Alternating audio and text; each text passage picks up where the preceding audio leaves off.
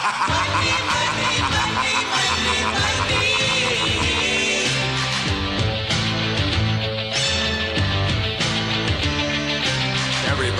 got a price. Everybody's gonna pay. 'Cause the $1 Million Man always gets his way.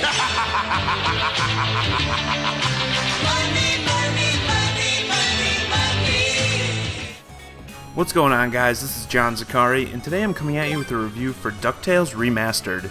For those of you that don't know, this is actually a remake of an NES game that came out, I think, in 1989, and that's why the word remastered is in the title. I never actually played that game, so I can't give any real background on it, so let's just dive right into the review. The game begins with Scrooge McDuck attempting to thwart a raid on his money bin by the Beagle Boys. Here, the player is introduced to the game's simple core mechanics, running, jumping, and using Scrooge's cane to either hit objects or bounce on for extra height on jumps. To Scrooge's surprise, he discovers the Beagle Boys were actually trying to make away with one of his paintings. So hey, maybe they've just seen enough heist movies to know that you're only asking for trouble when you go for the vault. Upon further investigation, Scrooge finds a treasure map hidden within the painting. The map reveals the locations of 4 treasures scattered around the world and one that's off on the moon. You mean the moon? No, Dewey, the moon is in your ass. These 5 locations serve as the majority of the levels in the game, and you can tackle them in whichever order you choose. I highly suggest going from top to bottom though, as in my playthrough the difficulty seemed to elevate in that order. But I did find the Himalayas to be the most difficult out of the 5, so I could be wrong. And while there are only a handful of levels in the game, they aren't designed like your typical platformer. For the most part, they have a sort of Metroidvania type feel, where you must seek out items that are dispersed throughout the level before you can encounter the final boss. And since you already have to thoroughly explore the level, it's smart to frequently check for secrets, as you may find extra heart containers, or run into Mrs. Beasley, who's ready to hook you up with a full heal and an extra life. All of the levels are pretty varied, as you'll encounter different enemies and platforming challenges each time you change scenery, not to mention the fact that each boss poses a unique threat. Every level looks stunning in HD, and all the animations are crisp and often hilarious. On top of all that, each level has a unique soundtrack that is not only enjoyable to listen to, but also goes a long way in setting the tone of the level.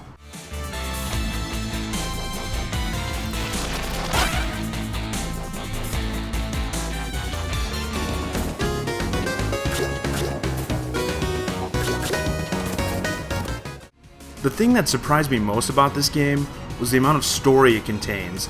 There's way more cutscenes than I expected, and each is accompanied by dialogue that features voice work so well executed, you may find yourself thinking you're actually watching DuckTales the animated series.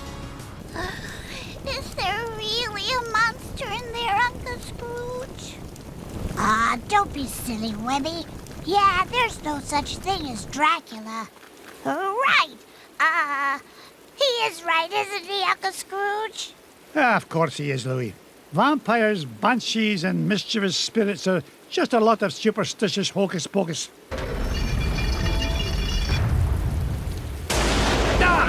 Now, while for the most part I enjoy these cutscenes, I could have done without having so many occur mid-level.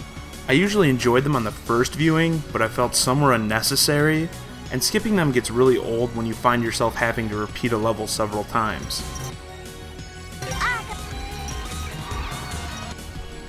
Now, before I get into the score breakdown, I want to talk a little bit about the criticism that this game has been receiving. When reviewing games, I always make sure that I don't look at any other reviews until mine is done and complete. But I've heard so much about the negative scores this game has been given from major gaming outlets that I just had to see what people were saying. So these complaints typically surrounded the game's abundance of story, the actual gameplay, and the difficulty. First off, like I said, I also thought the story interruptions were a bit much during some levels, but they certainly weren't enough of an annoyance to justify a large score reduction. Now, the other two, I just plain don't understand.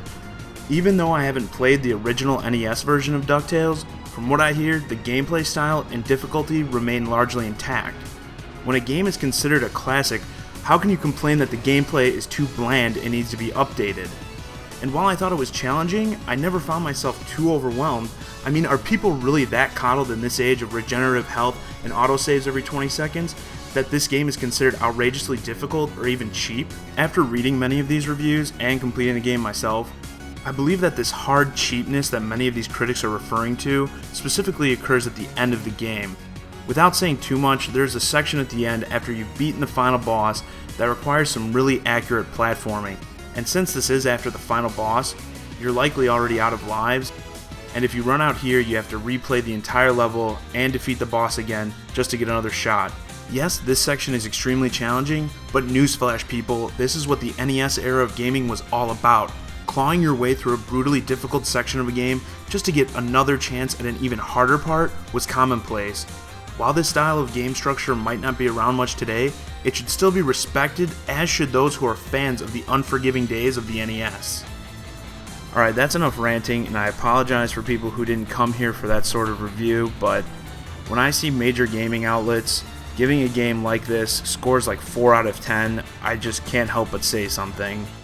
I mean, I know everyone has a different opinion, but saying a game like this is of poor quality just doesn't sit well with me. But since you guys weathered that storm, I'm going to do you a favor and try to get through the score breakdown as quick as possible. The gameplay in DuckTales is a total representation of classic platformers. You have a limited number of tools at your disposal and must figure out how to use your few options to progress through a wide variety of challenges while getting as much treasure as possible. Speaking of which, after each level, all the money you've earned is tallied and stored in your vault, and you can use that money to buy extras like concept art. If you want to collect all the extras, you'll need to replay the game several times, and since the game is kinda short, these extras help out with the replay value a little bit. Perhaps most importantly, you can dive into Scrooge's vault and swim around just like in the cartoon, which provides endless entertainment. Gameplay gets a 9 out of 10. The HD visuals in this game are amazing. All of the levels look completely different, but could have used a little bit more variety in the levels themselves. And this goes double for the enemies, who have great animations, but there are some simple palette swaps that are substituted for different enemies. Someone who didn't have prior knowledge of the original DuckTales game would probably never think twice about this being an original release in 2013. Visuals receive an 8 out of 10. I really don't have any complaints about the quality of the audio, but I wish they would have scaled back on those dialogue sequences that occur mid-level. Besides that, the game's got great music, great sound effects, and great voice casting. Audio gets a 9 out of 10. Please, save compliments for garden party.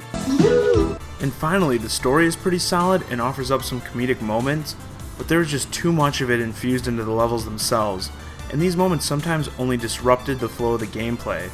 Story earns a 7 out of 10. So in the end, Scrooge McDuck and DuckTales Remastered secure themselves an 8 out of 10.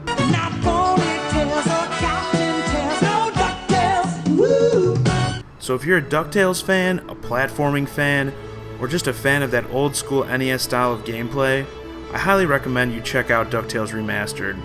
Well, that just about wraps it up for this video. Don't forget, if you enjoyed the video, please give it a like, as those likes really help me out with my channel. As always, I'm John Zakari, and thanks for watching.